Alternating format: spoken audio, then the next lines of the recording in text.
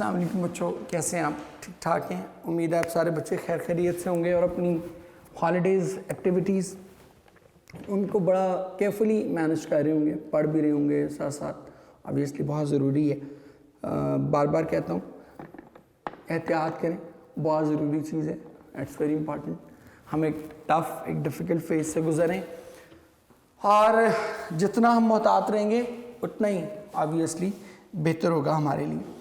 सो बजाय ये कि हम चीज़ों को कैजुअल लें, लाइट लें, be very serious about it, it is a serious thing. मुश्किल काम है, बड़ा एक अल्लाह ना करे किसी के साथ भी जब ये बीमारी होती है उसको, only then he can understand कि भाई किस भाव बिकती है। सो बिल्कुल भी मैं बार बार आप बच्चों से कहता हूँ बिल्कुल लाइट ना लें और बड़े सीरियस होकर प्रोटोकॉल्स को फॉलो करें, ख़ास तौर पर पब्लिक गैदरिंग में जाते हुए। बिकॉज़ हो सकता है आप यंग हो, नौजवान बच्चे हो, आपको तो शायद कुछ नहीं कहेगा, लेकिन आपके घर में बुज़ुर्ग हैं, अम्मी अब्बा हैं, हो सकता है कि आप बाहर जाएं खुदा न खास्ता और वायरस को घर लें, वो बहुत एक डेंजर सिचुएशन हो जाती है। बुज़ुर्ग होते हैं हमारे घर में, दादा दादी, नाना नानी वगैरह, तो उनसे भी एक बहुत एक मुश्किल सिचुएशन डेवलप हो जाती है। सो इस हवाले से बड़ी मोहताज रहने की आप बच्चों को ज़रूरत है। आज चैप्टर 14 ही हम कंटिन्यू करें, लिखा हुआ ऑलरेडी आपके सामने। यहाँ तक हमने पढ़ लिया था कि वो हेडमास्टर बन के उसकी मसरूफियात क्या थी। On Sundays in chapel it was he who now read the tragic list. कहते कि अब इतवार को गिरजा घर में अब चिप्स वो शख्स था जो वो अफसोसनाक फहरिस्त पढ़ा करता था।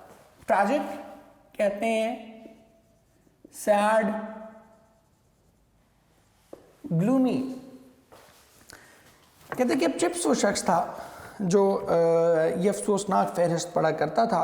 And sometimes it was scene and heard that he was in tears over it. बड़ी उम्दा जुमला है। कहते बाज़ औक़ात ये देखा और सुना गया कि वो फहरिस्त पढ़ते हुए रोने लगता। अब एक 80 साला बंदे के लिए या मतलब 80 नहीं तो ही वाज अराउंड 70, एक 70 साला बंदे के लिए ये एक बड़ी डिस्टर्बिंग चीज़ है, उसके कैरेक्टर की वीकनेस है कि वो 70 साल की उम्र में भी इमोशनली इतना स्टेबल नहीं है कि वो किसी क्रंच सिचुएशन में, क्राइसिस सिचुएशन में ख़ुद को संभाल सके। लेकिन ये उसकी मोहब्बत है अपने बच्चों के लिए, और ये मैं बार बार आप बच्चों से कहता हूँ, ख़ासतौर पर सेकेंड हाफ में तो बहुत ही ये बात समझने की ज़रूरत है कि Chips is not the love story of Katherine and Chips, goodbye Mr Chips. It's not the love story of Chips and Catherine. It's the love story of Chips and his children and his students. उनकी मोहब्बत की कहानी है। ये basically हमें ये सिखाने और बताने के लिए ऐड किया गया आपके सिलेबस में। जो आप बार बार पूछते हैं ना कि ये क्यों ऐड कर दिया हमारे सिलेबस में, ये इसलिए ऐड किया गया ताकि आपको पता चले कि कैपिटलिज्म आ गया, ठीक है, पैसे की दौड़ आ गई माशरे में, ठीक है, लेकिन उस्ताद एक ऐसा शख्स है कि जिससे जो ताल्लुक़ है आपका वो पैसे के बना पे नहीं है, वो एक इमोशनल ताल्लुक़ है, वो एक जज्बाती ताल्लुक़ है, वो दिल से बनाया हुआ एक ताल्लुक़ है। और हमारी एज ए कम्युनिटी, मैं बड़े खुले दिल से एतराफ़ करता हूँ, हमारी भी गलती है। उस्ताद भी समटाइम इस बात पे आमादा नहीं होता कि एक स्टेप बढ़ के या बियॉन्ड द जॉब जाके वो अपने बच्चों को सपोर्ट करे। और बच्चों के भी कुछ है कि वो भी समझते हैं कि ठीक है जी, हम फ़ी पे कर रहे हैं और पढ़ रहे हैं। It's not like that. मैं आपको बताऊं कि ज़िंदगी में दो ही लोग हैं जो आपको खुद से आगे बढ़ता देख के खुश होते हैं, एक माँ बाप और एक उस्ताद। यही वजह है कि अल्लाह ने माँ बाप के साथ रखा है उस्ताद को, उसको एक वालिदैन के स्टेटस पे रखा है। वजह उसकी ये कि फीलिंग्स सेम होती हैं, इमोशंस सेम होती हैं। तो चिप्स भी अपने इमोशंस यहाँ पर जब्त नहीं कर पा रहा। वो जब उन बच्चों देखे ना, ये फ़र्क है एक हीरो में और एक आम आदमी में। चैप्टर जब नाम पढ़ता था तो क्या था, बस नाम पढ़ देता था, बस ख़त्म कहानी। जिसके बारे में चिप्स कहता था कि they are just names to him, he does not know their faces as I do, कि इसके लिए ये महज नाम ही है, ये उनके उस तरह से चेहरे याद नहीं रखता। जैसे वो चेहरे मुझे याद हैं, जैसे वो बच्चे मुझे याद हैं, इस तरह से ये उनके चेहरे याद नहीं रखता, वो याद मुझे हैं। सो अब चूंकि उसे वो सारी फीलिंग्स अटैच उन बच्चों के साथ, तो इसलिए वो उनके नाम पढ़ता है तो क्या करते हैं, रोने लगता है। He was in tears over it, कहते और बाज़ औक़ात ये देखा और सुना गया कि वो इस पर रोने लगता। वेल वाई नॉट, कहता अच्छा वो आखिर ऐसा क्यों ना करता। द स्कूल सेड, स्कूल ये कहा करता, he was an old man, कि वो एक बूढ़ा आदमी है। They might have डिस्पाइज्ड anyone else for the weakness. डिस्पाइज्ड कहते हैं हेट, लोध, नफरत करना, नापसंद करना, डिसलाइक भी कर सकते हैं।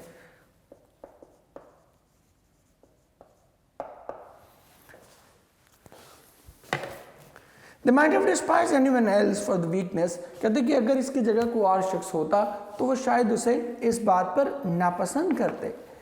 यहां क्वेश्चन लिखने आ जाता है,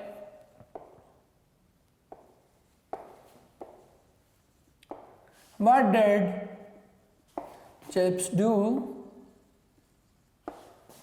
while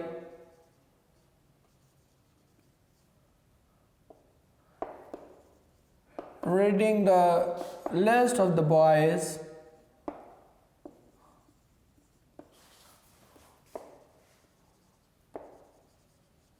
who were killed? और ये एक तरह से आपको ये भी दिखाता है कि जंग क्या होती है। मैं पिछले जब से ये हमारा फर्स्ट वर्ल्ड वॉर वाला पोर्शन शुरू हुआ है, मैं आपको बार बार एक चीज़ समझा रहा हूँ कि it shows you the tragedy of war. जंग कोई लवेबल चीज़ नहीं है, कोई बहुत पसंदीदा चीज़ नहीं है, ये बड़ी खौफनाक चीज़ है। अगर चिप्स रो रहा है, जो एक उस्ताद है, तो आप सोचें कि वो बच्चे, उनकी लाशें जब उनकी माओं के पास जाती होंगी तो वो क्या फील करती होंगी, ठीक है, और बाकी उनके जो नियर एंड डियर वंस हैं वो क्या फील करते होंगे। One day he got a letter from Switzerland, कहते कि उसे एक दिन स्विट्ज़रलैंड से ख़त मिला, फ्रॉम फ्रेंड्स देयर, वहाँ मौजूद अपने दोस्तों से। It was heavily censored, censored कहते हैं कांट छांट करना, curtail, reduced। अब ये सेंसरशिप क्या है? जंग के दिनों में जितनी भी मेल जारी होती है, आज भी पहले भी जितनी भी मेल लेटर्स की सूरत में या इलेक्ट्रॉनिक ईमेल्स आ गई होंगी, तो वो सारी ट्रैफिकिंग चेक हो रही होती है। ख़ासतौर पे जो रिटन लेटर्स हैं ना, वो तो ख़ास तौर पे चेक हो रहे होते हैं, इसलिए कि कहीं को मुल्क दुश्मन आदमी, कहीं को गद्दार हमारे मुल्क का दुश्मन को कोई इन्फॉर्मेशन ना दे दें। ये वजह होती है कि वो सारे लेटर जो भी भेजे जा रहे होते हैं उनको पढ़ा जाता है। सो अगर कोई आपने कोई सीक्रेट इन्फॉर्मेशन किसी को देनी होती है तो वो फिर आप साफ लफ्ज़ों में नहीं कहते, वो आप क्या कहते हैं, ढके छुपे लफ्ज़ों में, कोड वर्ड्स में कहते हैं। तो वो जो कोड वर्ड्स में लिखा हुआ लेटर होता है ना, उसको कहते हैं censored letter. One day he got a letter from Switzerland from friends there, कहते कि एक दिन उसे स्विट्ज़रलैंड में मौजूद दोस्तों से एक ख़त मिला। इट वॉज हैविली सेंसर्ड, कहते कि इसे बहुत ही ज़्यादा ढके छुपे अल्फाज में लिखा गया था, but conveyed some news. Conveyed कहते हैं communicated,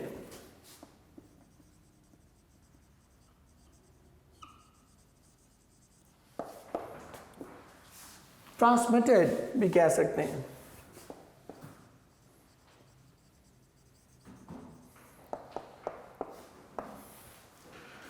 it was heavily censored, कहते कि इसे बहुत ढके छुपे अल्फाज में लिखा गया था, बट कन्वेड सम न्यूज़, लेकिन इसने खबर फराहम कर दी। ऑन द फॉलोइंग संडे, अगले इतवार को, after the names and biographies of the old boys, कहते कि अगले इतवार को लड़कों और उनके हालात ज़िंदगी बताने के बाद, लड़कों के नाम और उनके हालात ज़िंदगी बता चुकने के बाद, he paused the moment and then added, वो एक लम्हे के लिए रुका एंड देन एडेड, और फिर अपनी बात आगे बढ़ाई। Those few who were here before the war, कहते कि आप में से वो चंद लोग जो जंग से पहले यहाँ मौजूद थे, will remember Max Steffel, the German master, वो यकीनन जर्मन याद उस्ताद मैक्स स्टफल को जानते होंगे। ही वॉज इन जर्मनी, वो जर्मनी में था, विजिटिंग हिज होम, वो जर्मनी में अपने घर गया हुआ था। When the war broke out, जब जंग छिड़ी। He was popular while he was here, कहते कि वो जब यहाँ था तो बहुत मशहूर था। एंड मेड मैनी फ्रेंड्स, और उसने यहाँ बहुत से दोस्त बनाए। अब याद रखें जर्मनी का वो बंदा है, और जर्मनी और England they were at war. मैंने यहाँ पर आपको किया हुआ ना कि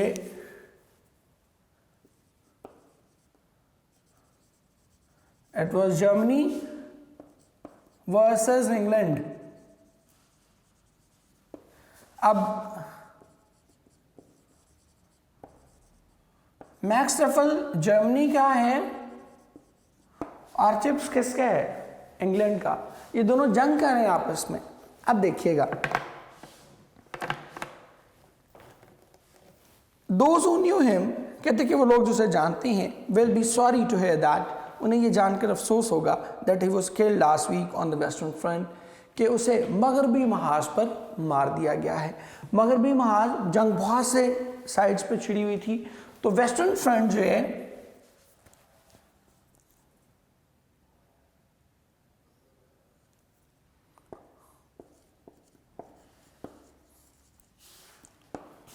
ऑन वेस्टर्न फ्रंट जो मुकाबला हो रहा था वो किसका हो रहा था? That was England versus Germany. क्योंकि और बहुत से महाज थे, मैंने आपको बताया था कि सारी दुनिया ही ऑलमोस्ट उस जंग में थी, लेकिन वेस्टर्न फ्रंट जो खास तौर पे था ये टिपिकल किसके लिए था? जर्मनी वैसे लीड भी कर रहा था, आपको पता होगा, हिटलर, ठीक है, सॉरी हिटलर कह रहा हूँ, हिटलर सेकेंड वर्ल्ड वॉर में था। जर्मनी बेसिकली और इंग्लैंड ये दो मेन पिलर्स थे। जर्मनी के अंडर जो पावर्स थी वो सेंट्रल पावर्स थी, और इंग्लैंड के साथ जो मुल्क थे उनको एलाइड पावर्स कहते थे। लेकिन ये टिपिकल जंग जर्मनी की सरहद पे हो रही थी, वेस्टर्न फ्रंट पे हो रही थी। तो कहते हैं कि वो वेस्टर्न फ्रंट पे मारा गया। अब ये बड़ी एक अजीब बात है कि बंदा कहाँ का है? इंग्लैंड का। दुआ किसके लिए करवा रहा है? ये सर्विस में बात कर रहा है, वो जब दुआया तकरीब हो रही है, दुआ किसके लिए करवा रहा है? जर्मनी के उस बंदे के लिए जो उसका पुराना दोस्त है। ये ऐसे ही है जैसे 1965 की कोई जंग जब शुरू हुई होगी, या 1948 की वॉर जब हमारे साथ हमारी और इंडिया की वॉर हुई, तो आपके दादा नाना उनमें से बहुत से कुछ लोग ऐसे डेफिनेटली होंगे जिनके कुछ दोस्त उधर इंडिया रह गए होंगे, या यहाँ से हिजरत करके उधर चले गए होंगे, और उन्हें पता चले कि यार वो मेरा दोस्त जो बचपन का था वो इंडिया की तरफ से लड़ते हुए मारा गया, इंडिया की तरफ से लड़ते हुए मारा गया, और वो यहाँ सबको कहे क्या हो यार उसके लिए दुआ करना। ये इतनी बड़ी बात है कि वो उसको कह रहे हैं ठीक है जर्मनी के लिए मारा गया, लेकिन जर्मनी की तरफ से लड़ता हुआ मारा गया, लेकिन वो मेरा दोस्त था, जंग से पहले हम अच्छे दोस्त थे। He was a little pale when he sat down afterwards, कहते कि जब वो इसके बाद बैठा तो उसका रंग किसी हद तक फीका पड़ गया।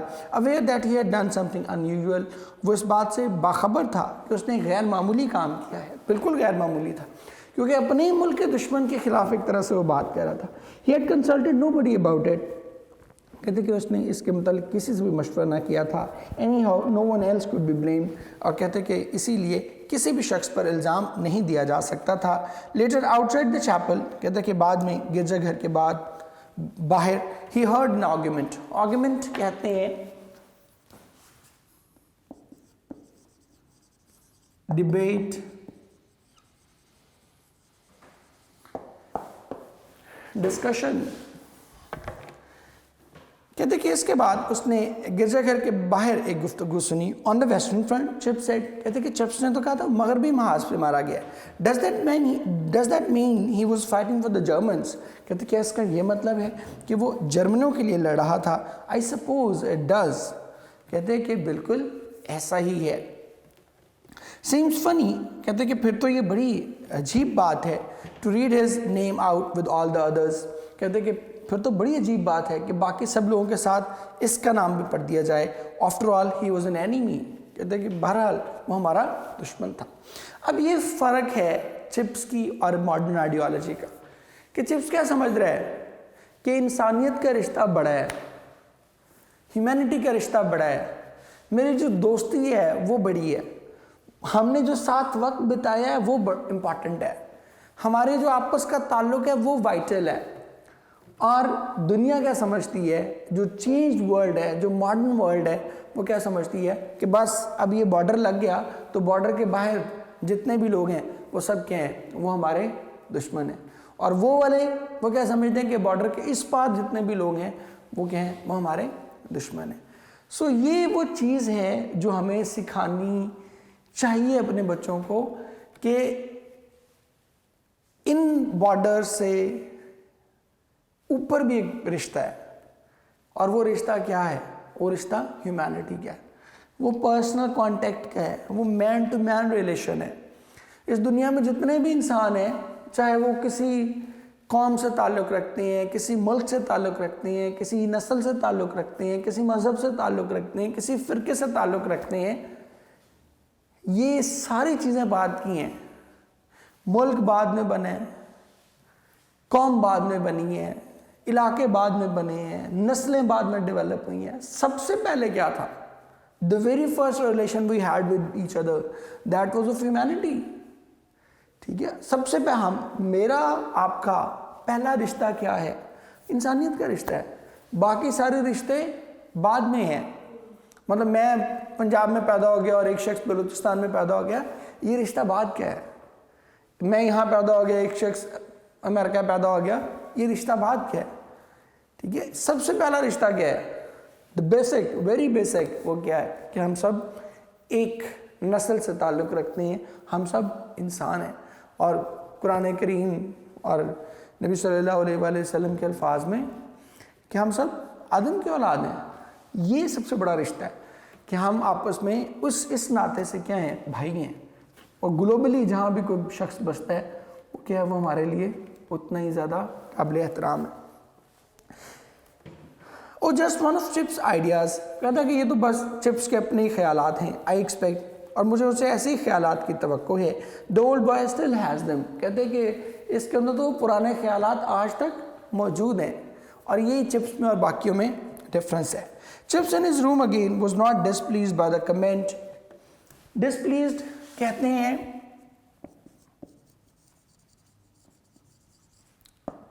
डिस्टर्ब्ड। कहते हैं कि चिप्स अपने कमरे में बैठा इस बात से बिल्कुल भी परेशान न था। Yes he still had them, हाँ उसके पास ये अभी भी ये ख्यालात अभी भी मौजूद हैं। Those ideas of dignity and generosity, कहते कि जनरॉसिटी कहते हैं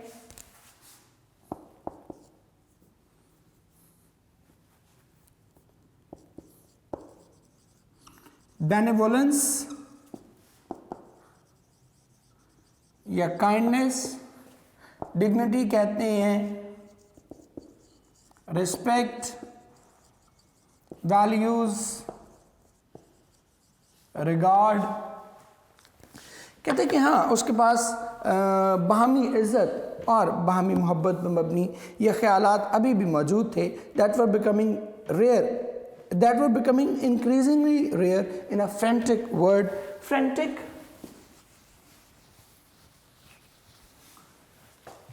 frantic हम कहते हैं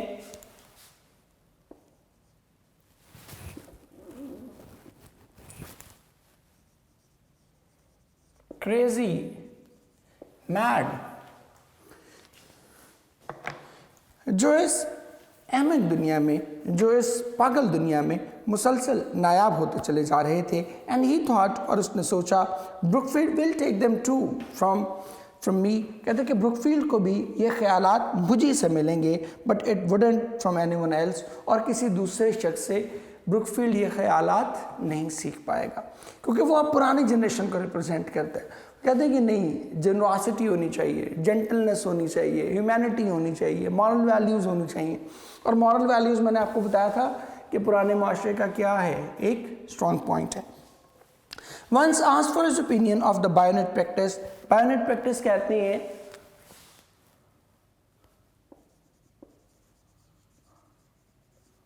मिलिट्री प्रैक्टिस को, गन फाइटिंग जो होती है उसको कहते हैं।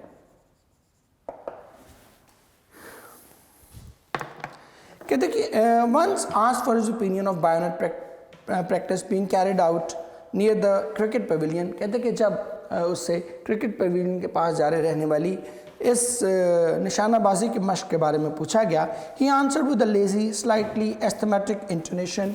इंटोनेशन कहते हैं टोन, स्टाइल, और लेजी लेथार्जिक, एस्थमेटिक दमे वाला।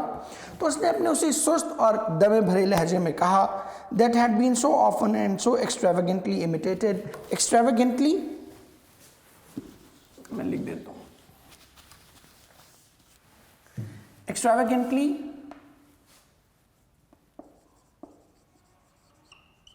massively,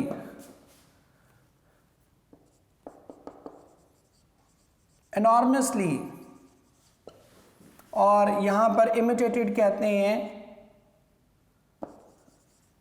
copied या mimicked। कहते कि जो एक बार उससे खेल के मैदान के पास, क्रिकेट पवेलियन के पास जा रहे रहने वाली निशानाबाजी के मश्क के बारे में पूछा गया, तो उसने अपने उसी सुस्ती भरे और दमे ज़दा लहजे में जवाब दिया जिसकी बहुत ही बार नकल उतारी जाती थी। It seems to me of a very vulgar way of killing people. Vulgar, awkward. कहते हैं कि मेरे नज़दीक ये लोगों को मारने का बहुत ही अहमकाना तरीका है। The yarn was passed on. Yarn कहते हैं टेल,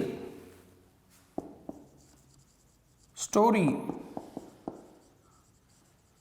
पैराबल।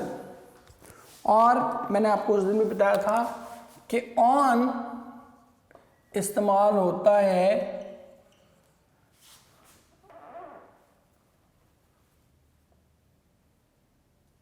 कंटिन्यूएशन के लिए। तो यहां भी past on means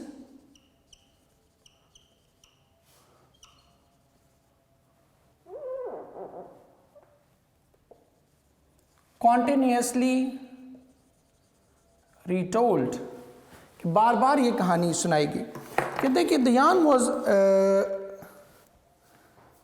passed on and joyously appreciated. कहते कि इस कहानी को अब आगे सुनाया गया और लोगों ने बड़ी खुलकर इसकी तारीफ़ की। How Chips had told some big brass hat from the War Office, कि किस तरह बिग ब्रास हैट फौजी को कहते हैं, बड़ा ओहदा, बड़े ओहदे वाला फौजी, कि किस तरह चिप्स ने वॉर ऑफिस से आए हुए एक बड़े फौजी अफसर को बताया that BioNTech fighting was vulgar, कि बायोनेट फाइटिंग बहुत ही अहमकाना बात है। अब ये आम बात नहीं है, ये ऐसे ही है कि जैसे, मतलब मैं इस कॉन्टेक्स्ट में आपको पाकिस्तान के कॉन्टेक्स्ट में समझा देता हूँ कि जैसे इंडियन आर्मी चीफ़ या पाकिस्तानी आर्मी चीफ़ या कोई मिलिट्री पर्सनल पूछे कि यार ये जो हम जंगे शंगे लड़ते हैं इनके बारे में आपका क्या ख्याल है, जिनके लिए वो जाने दे रहे होते हैं, तो हम कहें यार फजूरी काम है, ठीक है, तो ये क्या होगा, बड़ी कुछ दिल गुर्दे की बात होगी, ठीक है, कोई लोग उसको आसानी से डाइजेस्ट नहीं करेंगे। जस्ट लाइक चिप्स, कहते हैं कि ये बिल्कुल चिप्स के अंदाज से मुताबिकत रखता है। And they found an adjective for him, और उन्होंने उसके लिए एक नया इसमें सिर्फ दरियाफ्त कर लिया। An adjective just beginning to be used, एक ऐसा इसमें सिर्फ जब उसके लिए मुसलसल इस्तेमाल किया जाता था। ही वॉज प्री वॉर, कि ये ऐसी मखलूक है जो जंग के ज़माने से पहले की मखलूक है, कि अब इस तरह के लोग पाए नहीं जाते। तो यहाँ पर एक क्वेश्चन भी अक्सर आ जाता है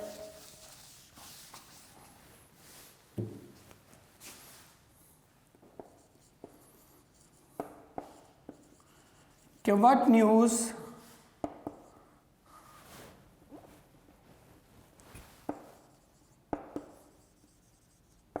did the letter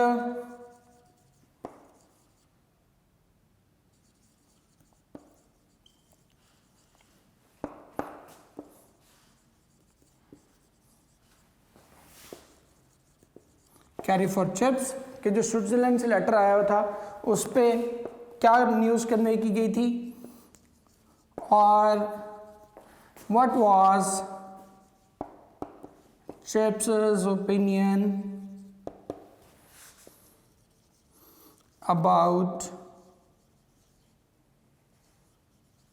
bayonet practice, कि बायनेट प्रैक्टिस पे चिप्स की ओपिनियन आखिर क्या थी।